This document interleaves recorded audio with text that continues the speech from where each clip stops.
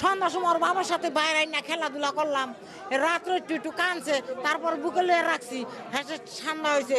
তারপরে রাত 2-2:30টার দিকে কেমন কাছে চিকির পারে দুধও খায় না, কিছুই খায় না। চিকির পারতে পারতে আমি আবার ফজর নামাজ পড়তে গেছি, নামাজ পড়ে এখনই মরে গেছে। কেমন জানি কথা আইসি তো নিয়ে গেছে, মরে গেছে। হাসপাতালের ওনারা বলতেছে যে আমরা একটা তদন্ত করতেছি, দেখি কি কারণে হয়েছে, গ্যাস ফলটা কেন হয়েছে, অক্সিজেন কেন স্বল্পতা হয়েছে সেটা আমরা দেখি আপনাদেরকে জানাবো। আধা ঘন্টা টাইম নিচ্ছে কিন্তু ওনারা কোনো কিছু বলে নাই এখন পর্যন্ত। আমরা প্রায় 2-3 ঘন্টা যাবত ওনাদের ওয়েট করছিলাম, বলে নাই। এর ভিতরে আপনারা সবাই আসছেন। আমরা চাই এতগুলা প্রাণ যে ঝরে গেছে ওনাদের গাফলতির কারণে, এর একটা সুষ্ঠু বিচার আমরা এটাই চাই। আমাদের সম্পদ হারিয়েছে, আমাদের প্রত্যেকটা বেবির মা এখন মানে সিজার হয়ে আজকে অসুস্থ। তারা এখন তাদের বাঁচার মরণ নিয়ে আমরা একটা সন্দিহান অবস্থায় আছি। আমরা যদি বলি ডাক্তারের সাথে কথা বলবো, তারা ডাক্তারের সাথে কথা বলাতে চায় না, তারাই সবকিছু করে।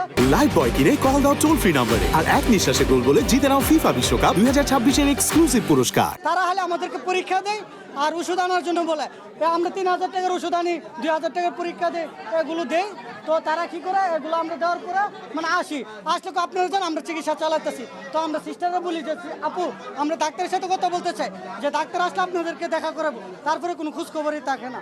তারা এরকম আমাদের সাথে এরকম আচরণ করে, যে মানুষের সাথে মানুষ এরকম আচরণ করে না, সিস্টাররা যে আচরণ করে আমাদের সাথে। তো এখানে 2 নম্বর ওয়ার্ডে অনেকগুলো লোকই ছিল। তো ফজরের আগে আমরা তো সবাই নিচে থাকি, সব চারিপাশে গেট বন্ধ থাকে, আমরা পুরুষ মানুষ আসতে পারি না। তো আমাদেরকে ফোন দিলে আসতে হয়, মোবাইলে নেটও থাকে না, আমরা আসতে পারি না। তো এই সময় মনে করেন যে ফজরের নামাজের পরে তো গেট খুলে তখন আমরা আসতে পারি। তো বাবুগুলা শিক্ষার করতেছে রাত 3টার থেকে। তো শুনলাম আয়সা যে সিস্টাররা আয়া বললো যে বাবু চিৎকার করতেছে, কান্না করতেছে, কি সমস্যা?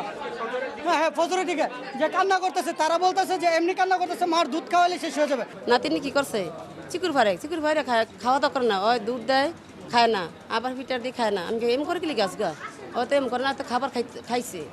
আল্লাহ পরে কি আল্লাহ বাচ্চা অনেক দিকে দম যাইতেছে গা। তারপরে বুয়ারে কই বুয়া আমার বাচ্চাটা দেখান তো এম করতেছে কি লিগা, বুয়াকে না কিছু না বালা আমি কেন বাচ্চা তো সব ঘুরা যাইতেছে গা, আপনি কেন বালা এর তো আমি বাচ্চা কাইরা নিয়া আমি আইসির ভিতরে দৌড় দিছি। আমি কি আমার বাচ্চা বাঁচানোর দরকার, তারপরে না শেষ মতো আমার বাচ্চা তো বাঁচাতেই পারলাম না, মৃত্যুর পথে গেল গা। বাচ্চা মারা গেছে, কর্তৃপক্ষ বলছে 6 জন, কিন্তু যাদের বাচ্চা মারা গেছে তারা বলছে এখানে 11 জন বাচ্চা মারা গেছে। তো এখানে এই যে কেবিনে এদেরকে রাখা হয়েছে, ওয়ার্ডে রাখা হয়েছে, সেখানে সম্ভবত বাকিটা ইনভেস্টিগেশন করলে জানা যাবে যে অক্সিজেনের সমস্যা হয়েছে সম্ভবত। কেমন ছিল আপনাদের হসপিটালে, এটা হ্যাঁ, একটু বলতেন? না আমি আসলে এই ওয়ার্ডটাতে আমি ভেতরে ঢুকি নেই, সেজন্য আমি বলতে পারতেছি না যে ওয়ার্ডটা কেমন ছিল। তবে ওখানে একসাথে সম্ভবত 3টা ইউনিট, যেখানে হয়তো 10 করে 30টা ইউনিট বেড আছে, এরকম হয়তো শুনছি আমি এখন, বলছে মানুষে যে এই অবস্থা। তবে ওভারঅল সবার প্রশ্ন হলো যে অক্সিজেনের কারণে এখানে তাদের যারা দায়িত্বরত ডাক্তার বা নার্স ছিল তাদের এখানে অবহেলা ছিল, এই অক্সিজেন সাপ্লাই হচ্ছে না ঠিকমতো, এসি বন্ধ হয়ে গেছে, এইরকম।